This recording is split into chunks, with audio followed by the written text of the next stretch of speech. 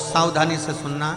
एक प्रश्न हमारे भीतर खड़ा होता है, जब हम सूर्य नारायण भगवान को अर्घ देते हैं, जल चढ़ाते हैं, तो वो जल पृथ्वी पर जब गिरता है तो उसके छींटे हमारे शरीर पर लगते हैं। क्या वो ठीक है? क्या वो श्रेष्ठ है?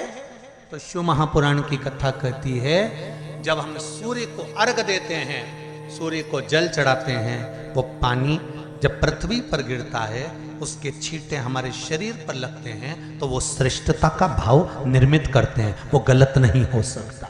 कारण अब वो भी समझ लीजिए।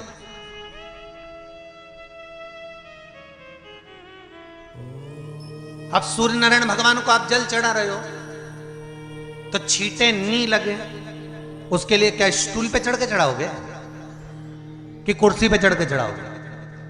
अरे बोलो तो सही। अब कई लोगों के दिमाग में यह बात भरा गई कि हम भगवान को जल चढ़ाते हैं, वो हमारे शरीर में छींटे लगते हैं, जमीन पे से पानी गिरता है, वो हमारे शरीर को छींटे लगते हैं, भगवान को अच्छा नहीं लगता होगा। कौन ने कहा? पहले तो उसको पकड़ के ला।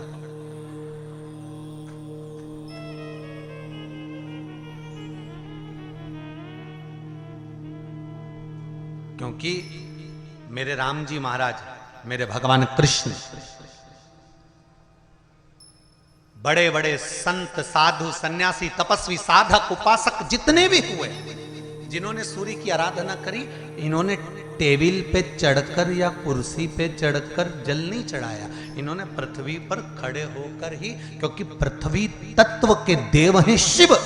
जब हम मृत्यु लोक पर खड़े होकर, पृथ्वी पर खड़े होकर भगवान शंकर का भाग पृथ्वी तत्व को धारण कर कर जल को हाथ में लेकर जब समर्पित करते हैं, और जो जल नीचे गिरता है वो शरीर पर अगर लगता है तो हमको उसका आशीर्वाद ही प्राप्त होता है, दोष नहीं लगता। पर लोगों ने इसको विपरीत कर दिया। कि कौन ने विपरीत करा? कई लोगों ने इसको विपरीत कर दिया। कौन ने विपरीत करा? तो जो दूसरे धर्म के लोग होते हैं, जिनको हिंदू धर्म से नफरत होती है और जो हिंदू धर्म की पूजन, सेवा, अर्चना को समाप्त करना चाहते हैं, वो धीरे धीरे धीरे धीरे कहने लगे कि सूर्य को जल चढ़ाओगे तो शरीर में लगेगा, शरीर में लगेगा तो दोष लगेगा। इसको कह कहकर घर घर में सूर्य को जल चढ़ाना लोगों ने बंद कर दिया कि आप जल चढ़ाएंगे तो दोष लगेगा, शरीर पे छींटा लगेगा, शरीर को ऐसा लगेगा।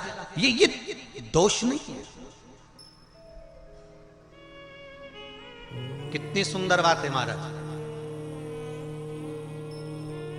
सूर्य नारायण भगवान को जब जल चढ़ाया जाता है, हाथ सिर से 8 इंच की दूरी पर होना चाहिए। जम के बोलिए, सिर से कितना ऊंचा होना चाहिए?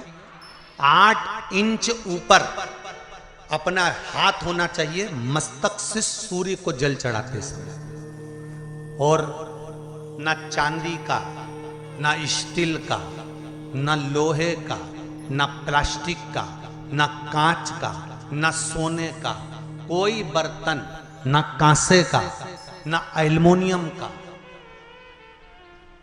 ना पीतल का, केवल एक पात्र होना चाहिए, वो है तांबे का। काय का पात्र होना चाहिए? तांबे का पात्र। और सूर्य नारायण भगवान को जब 8 इंच ऊपर तुम्हारा हस्त है, और जब हम सूर्य को जल चढ़ा रहे हैं, कैसे जल चढ़ाना है वो भी समझ लीजिए। अगर कोई कैंसर का मरीज है, जिसके चेस्ट में कैंसर आ गया हो, लेफ्ट में, राइट में कहीं पर कैंसर आ गया हो, या कोई गठान आ गई हो, तो महाराज आप जल चढ़ाते समय उस जल की धार को सूर्य भगवान को जब चढ़ा रहे हो, तो धार आपकी गठान की ओर जाना चाहिए, जिससे सूर्य की किरण उस जल में से आपके उस स्थान पर पड़े, उस जगह पर पड़े जहां पर गठान है। महाराज आप लगातार जल तो चढ़ाना चालू करो, अच्छे अच्छे डॉक्टर फेल हो जाएंगे और कह देंगे गठान ठीक हो गई। आपका लीवर और किडनी गड़बड़ कर रहा है, आप प्रतिदिन, आपका स्वास्थ्य गड़बड़ रहता है, आप प्रतिदिन ये ज्योतिष शास्त्र के अंतर्गत, रत्न शास्त्र के अंतर्गत ये रत्न शास्त्र, ज्योतिष शास्त्र, रंग शास्त्र जो हमारे यहाँ है, रंगों के हिसाब से ये जितने रत्न होते हैं, माणिक हुआ, सोन, मोती हुआ, नीलम हुआ, मूंगा हुआ, पुखराज हुआ, ये क्यों कहते हैं ये पीला है, ये सफेद है, ये नीला है, ये लाल है, इसको शरीर में क्यों पहनाते हैं? उसका कारण होता है कि जब शरीर में पहनते हैं, सूर्य की किरण उसमें पड़ती है, हमारे शरीर पर वो कलर का इफेक्ट पड़ता है, उस कलर को शरीर पर लगता है, और शरीर पर लगता है तो हमारा शरीर धीरे धीरे, हमारी जो इंद्रियां हैं वो सही होने लगती हैं, काम सही होने लगता है। तो आप कहते हो ना, मैं